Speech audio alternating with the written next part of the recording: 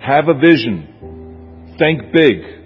Ignore the naysayers. Work your ass off and give back and change the world. Because if not us, who? If not now, when? What is the secret to success? The long version is that I actually always had 5 rules. And everything that I did, I always used those 5 rules. And those 5 rules helped me to become successful in various different areas. And I believe that those rules can be applied to almost anyone and everyone. You don't need to be a bodybuilding champion. You either need to want to be a governor of California or to be an action hero or anything like that. If you want to excel in whatever you do, those rules are for you. It's that simple.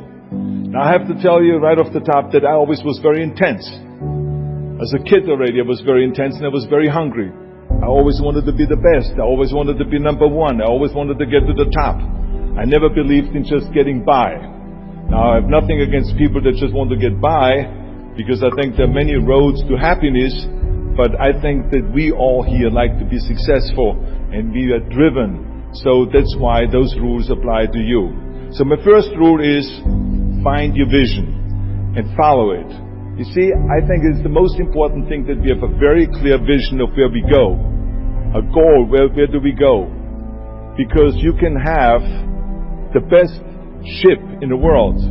You can have the best cruise liner, but if the captain does not know where to go, that ship will drift around the world and out there at sea and will never end up anywhere. And this is exactly the way it is in real life. If you don't have a goal, if you don't have a vision, you just drift around and you're not going to be happy. This is why it is so important to have that vision. Now I created that vision in Austria because I grew up after the Second World War. Austria, right along with Germany, lost the Second World War, thank God. And the problem was that everyone was so depressed because they lost the war, that there was alcoholism everywhere. There was, of course, depression. There was a terrible economic situation. There was famine. There was starvation and all those things. And also it was kind of a little place and narrow. I felt I wanted to get out of there. I wanted to escape. And I couldn't see myself really to work there and to stay there, to work in a factory, or to work on a farm, or to even to follow my father's footsteps and to become a police officer. I couldn't see that either. As a matter of fact, that's what my parents wanted me to do. They wanted me to become a police officer and to marry a girl by the name of Heidi and to have a bunch of children and to run around like the Von Trapp family in The Sound of Music. But that's not what I saw. This was the vision of my parents, but not mine. And luckily one day in school I watched a documentary about America. And I found myself, I knew exactly that is where I wanted to end up. I wanted to be in America. Everything that I saw in the documentary I just loved. Everything was so big. I remember the tall skyscrapers, the monstrous bridges, the giant freeways filled with beautiful cars, the huge jetliners, movie stars, Muscle Beach, and all of those things. I could not wait to get there. The question was just, how do I get there? How do I get to America?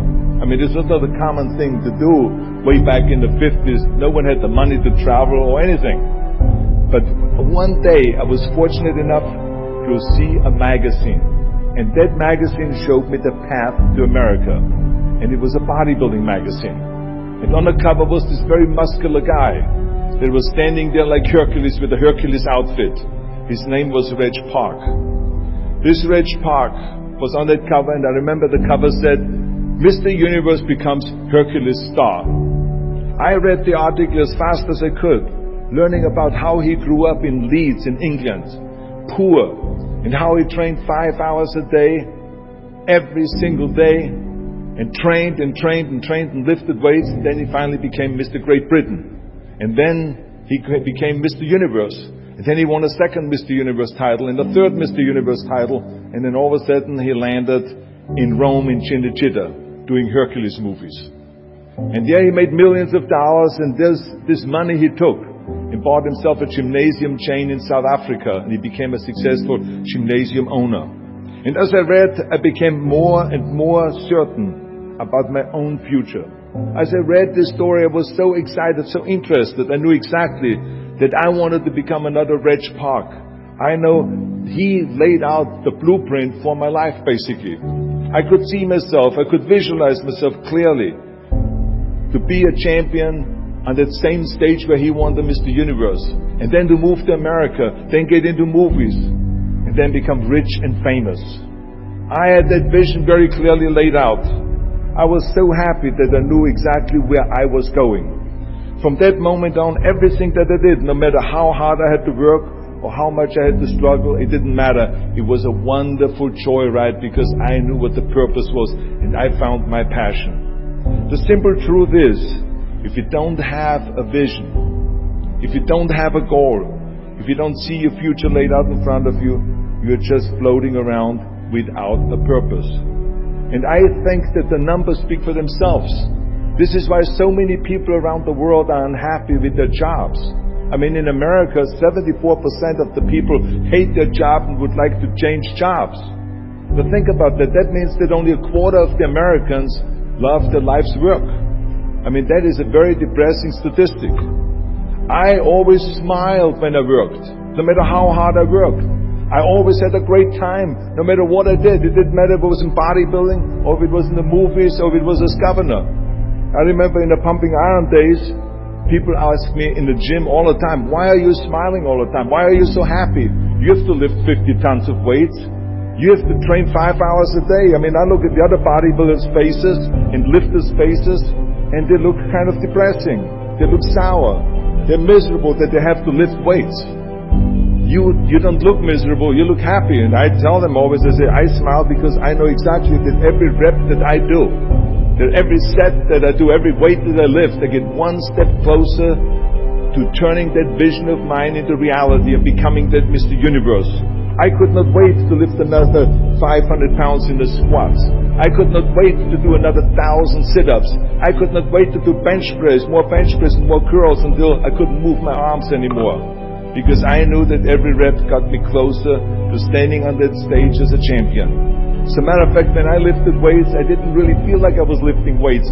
I felt like I was lifting a trophy over my head each time I lifted. And to have all those bodybuilders around me and thousands of people screaming.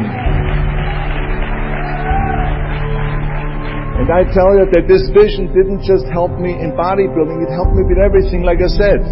I remember in the movie business, there was many times stunts that I had to do where I got hurt, where I was in pain, in agony, and had to do it over and over again. I remember one incident specifically on Conan the Barbarian. There I was crawling on all four, on rocks, over rocks and gravel, holding my sword right in front of me. And as I was crawling, the camera followed me. And it was around 30 feet that I crawl on those rocks and this gravel. And eventually, after 10 takes, my elbows and my knees started bleeding and hurting. And the director came to me sheepishly and said to me, he says, do you mind if we do another take? I need a close-up of you. And I said to him, no, I don't mind at all. I said, go and do as many takes as you want. He says, no, I don't want to do that because I know you're in pain, you're bleeding. I said, no, I don't feel any pain. I said, the only thing I see is the finished scene.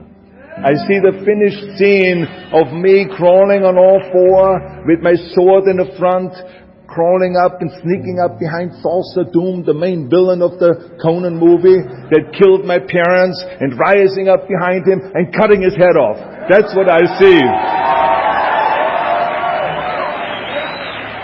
Remember, crush your enemies, see them driven before you, and hear the lamentation of their women. So this is why, because I visualized that scene, this is why I did not feel that pain. I did not care if I was bleeding on my knees, because I know that pain is temporary, but the film is permanent. And I explained that to the director, so this is why I try to tell you, always discover your vision, and the rest will follow. Now my second rule is never ever think small. If you're going to accomplish anything, you have to think big. You have to go and shoot for the stars. The biggest challenge most people have is because they think small. And the reason why people think small and why they choose small little goals is because they're afraid to fail. They know that if you shoot for a big goal, then the chances of failing are very high. And they're afraid of failing. It's one of the most common things why people are frozen and why they can't make a move in life, because they're scared of failing. I say to myself, hey, I'm not worried about failing because that's part of life. You're not going to go and win everything. And how far can you fall? Look at this. This is the ground. That's as far as I can fall. And you know something? That the only time you really consider the failure is if you fall and you don't get up. But if you get up, you never consider the failure. So I never considered myself a failure. I always considered myself a winner, even though I fell every so often. But I always got up and I always moved forward. This is the important thing. I never had any patience, of course, for thinking small, because in German we have a saying, wenn schon, denn schon. And that means that if you do something, then go all out and do it well. And this was not just the case in bodybuilding. I didn't just want to be a bodybuilding champion. I wanted to be the greatest bodybuilder of all times. I wanted to have the most muscle, the most muscle of all times, the most definition. I wanted to win the most trophies, the most world championship titles. I just wanted to be the best. And the same is also in movies. I didn't just think about being in movies. No, I wanted to be a movie star. I wanted to have above the title billing. I wanted to become the highest paid entertainer. I basically wanted to be another John Wayne. What's wrong with that? And then the same is in politics. I didn't just want to go and be in politics and enter a race for city council. I mean, let's be honest. Does that sound right? Schwarzenegger, city council? No, come on. Not even Schwarzenegger and mayor. No, it had to be Schwarzenegger running for governor. But not just any governor, but governor of the greatest state in the United States, of California. That was the important thing. I'll give you an example of thinking big. When I became governor, I wanted to rebuild California's ancient infrastructure.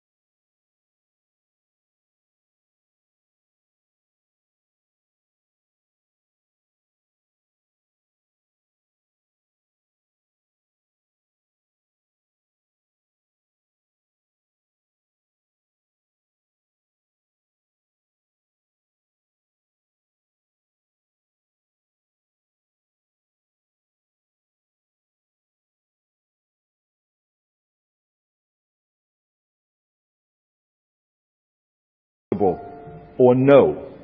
I tell you, I heard this all the time, but I want to tell you, don't ever let them stop you from dreaming and from shooting for the big goal. Because eliminate just simply those words, no, impossible, and it can't be done. I mean, in each one of my careers, when someone said it's impossible, I heard it's possible. When someone said it can't be done, I heard it can be done. And when someone said no, then I heard loud and clear, yes. So this is what I believe. And I am a big believer of what Nelson Mandela said. He said it always seems to be impossible until someone does it. And that's exactly what it is. And I wanted to be that one that does it. I wanted to break the new records, and I wanted to do something that no one else has ever done. So I think that's what you need to do. Don't ever be worried about the good idea with your accent. A Nazi officer, now that's really great for you. I call my buddies over at Hogan's Heroes. I mean, they would probably use someone like you. So that's what they said. Imagine that. Everywhere I turned, they said, no, it won't happen, it's not going to happen, and forget about it. Luckily, I did not listen. I did not listen because I knew if I worked hard enough, and I worked as hard as I did in bodybuilding, 5-6 hours a day, that I will make it, that I could prove them wrong. And I started working very hard. I started taking acting classes, English classes, speech classes, dialogue classes, even accent removal classes. I ran around all day saying lines like, a fine wine grows on a vine. Because you see, we Austrians and Germans have a difficult time with the V and with the W and with the F. We get it all mixed up. So it was a fine wine grows on a vine. Or the sink is made out of zinc. And all those kind of lines. I said over and over. And you know something? All of a sudden, I got a little break. In the early 70s, I remember, all of a sudden, I got a TV show. A little part. Then another little part. And then all of a sudden, I got a phone call from Lucille Ball to be in her special Happy Anniversary and Goodbye, which was with Art Carney. I had this 6-minute scene as an Italian masseur. Now, most people don't know the difference between an Italian accent and the German accent, so I got away with my German accent. But I played this Italian masseur, and I was so delighted. And then right after that, I got a guest starring role in Streets of San Francisco with Michael Douglas and Carl Malden. And then Pumping On and Stay Hungry. And then, of course, I landed the big role as Conan the Barbarian. So finally, I got the big break. And you know what was so interesting about it was that as soon as we were finished with the Conan movie, we were out there on a promotion tour. And the director said at the press conference, the director is John Milius, he said, if we wouldn't have had Schwarzenegger with those muscles, we would have had to build one. Now think about that. Before it was this huge obstacle to have this body, and all of a sudden the director says, if we wouldn't have had Schwarzenegger with his body, we would have had to build one. Now what a turnaround. And then when I did Terminator, James Cameron said, which was really great, he said the I'll be back line became one of the most famous movie lines in history because of Arnold's crazy accent, because he sounded like a machine when he talks.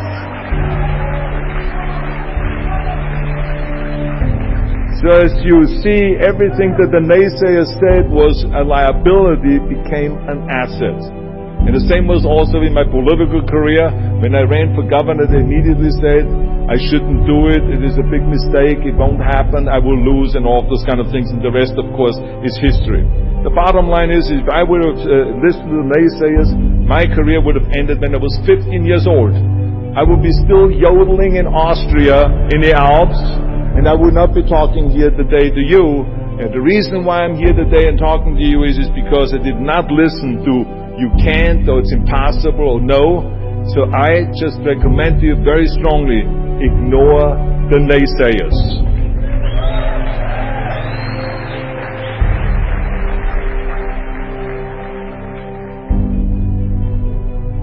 The fourth rule is, work your ass off. Nobody ever stumbled upon success by accident, except maybe the guy who found gold in California. But don't ever think that you can be that guy. I mean, you never want to fail because you didn't work hard enough. I always believed no stone unturned. Work your butt off. That's what I always believed. No matter what you do, work. I remember Muhammad Ali, one of my great heroes, had a great line in the 70s when he was asked, how many sit-ups do you do? He said, I don't know, because I start counting only when it starts burning. When it starts burning, that's when it starts counting. You see, that's what makes you a champion. It doesn't matter in what area you're in. No pain, no gain. The bottom line is, one of my rules, which is work your butt off. If you don't apply that rule, all the other rules won't mean anything. I mean, it drives me absolutely nuts when people say, I don't have time to work out. Haven't you heard that many times? I don't have time to work out, or I have worked so hard all day, I'm tired, I cannot work out anymore, or I cannot read another book, or I cannot improve myself, or I don't have time, or I work so hard that I cannot really improve my business, or I cannot grow as a person, or any of those things. What the hell are we talking about here? I mean, today is 24 hours, you sleep 6 hours, so you have 18 hours left. I mean, I know there's some of you out there that say, well, wait a minute, I sleep actually 8 hours, but that's just sleep faster, okay? You didn't, I mean, let's not get bogged down with this stuff here. Listen, when I came to the United States, I remember that I trained 5 hours a day, every day, and I was managing a construction business, and I was a bricklayer, and I went to college also, and I took acting classes from 8 o'clock at night to 12 o'clock midnight. All of that in one day. Every day I did that. I did not worry about it. I knew that I had 24 hours and I didn't want to waste one single hour. Because I believe of what Ted Turner said, who is one of the great entrepreneurs who started CNN and so on. He said, early to bed, early to rise. Work like hell and advertise. So that's what I believe. Just remember, you can't climb that ladder of success with your hands in your pockets. You must work your ass off. It's that simple. And my fifth and last rule is, don't just take. Give something back. Leave your mark on the world. I believe that we all have an obligation to do something for our community, something for our state, something for our country. We must serve a cause that is greater than ourselves. Because we all know that in the end we will be judged not by how much we made, but by how much we give. Ever since America greeted me with open arms, I've had this sense of responsibility, and I felt obligated to give something back to America. Because I know that everything that I have accomplished is because of America. If it's my bodybuilding career, if it is my show business career, my political career, the money that I've made, my great family that I have, all of this is because of America. But I have to recognize the fact that America did not become the land of opportunity in this great country by itself. No, in history, people worked tirelessly in America. People fought and people died to make it the land of freedom and opportunity and the land of liberty. So now it is our responsibility, if we want to keep it the number one country in the world, to work for that and to give something back to that country. And it doesn't matter if you're in America, or if you're in Australia, or if you're in China, or if you're in Japan, or in Italy.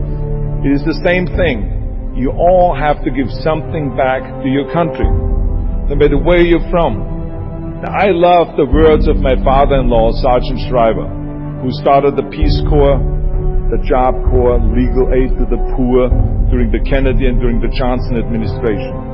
He was the number one public servant, and he always inspired me to become a public servant. He was one of my heroes.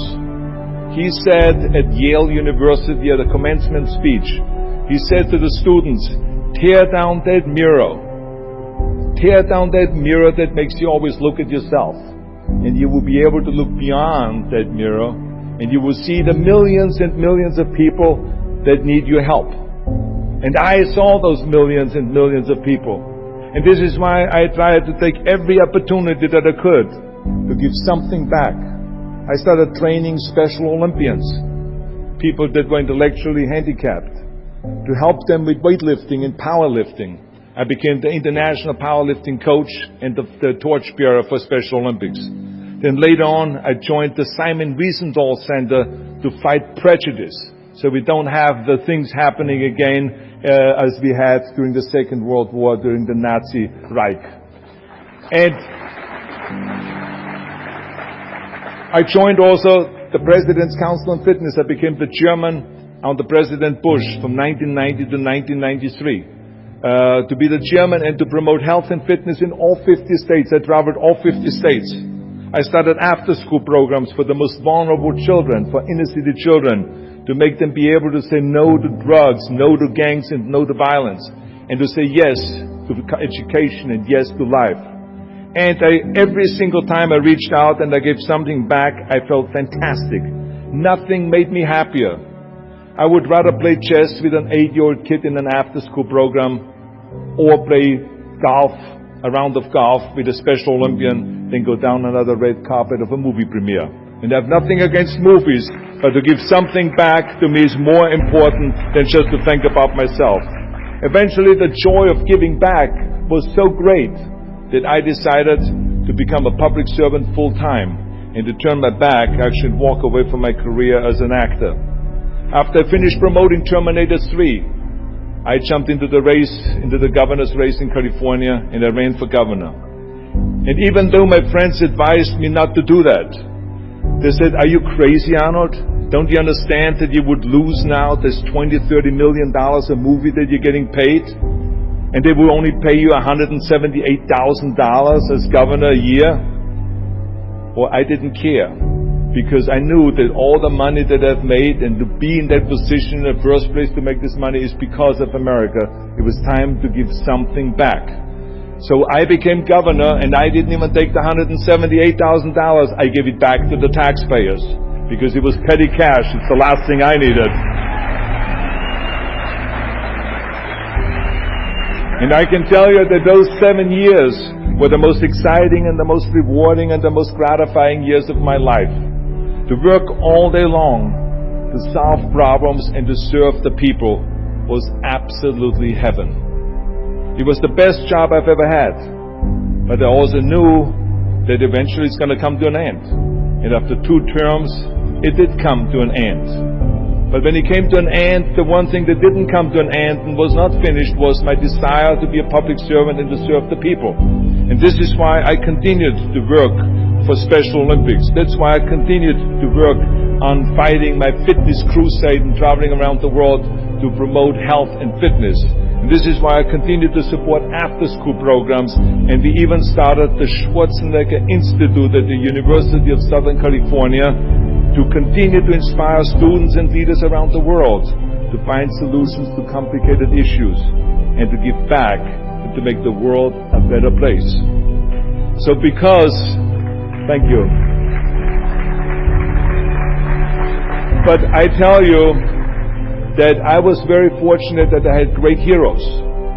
I had great heroes that I could look up to, and I mentioned 2 of them, Muhammad Ali and Sergeant Shriver, my father-in-law. But there's other great heroes like Gorbachev, Reagan, Mandela, great leaders like Mother Teresa, Chancellor Kohl, and Churchill, and the list goes on and on. I mean, those people had such an impact on the world. Single-handedly, they've changed the world.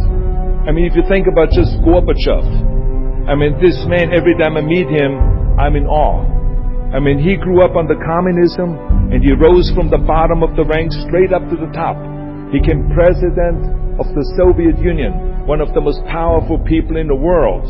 And he was the leader of the Communist Party. And when he was in a top position, he realized that the system was broken. Now, what do you do when you're the top leader of the Communist Party and you realize that the system, that communism, doesn't work?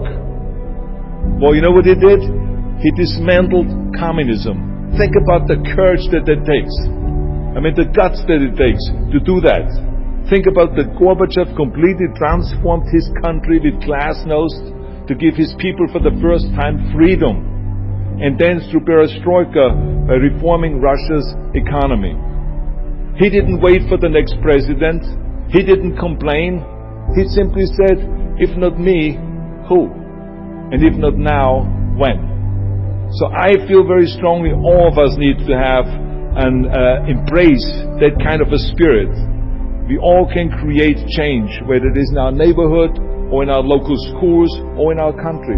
It can be big, but it can also be as little as just going to a school kid that has problems reading and teaching that kids how to read or how to do math. We don't have to just work on me. We should also work on we. Not just me, but also we. Remember that. To lead a truly full life, you must give back. You must leave the world a better place than you found it. Because the bottom line is, it is up to us. I mean, those rules that I've given you are important rules, but giving back is one of the most important rules. I guarantee you that if you follow all of those rules, you will have many victories to celebrate. You will leave, your work, and you will have extraordinary kind of a record, and you will leave a legacy behind that you can be proud of. So I want you to remember those rules. Have a vision. Think big. Ignore the naysayers. Work your ass off and give back and change the world. Because if not us, who? If not now, when?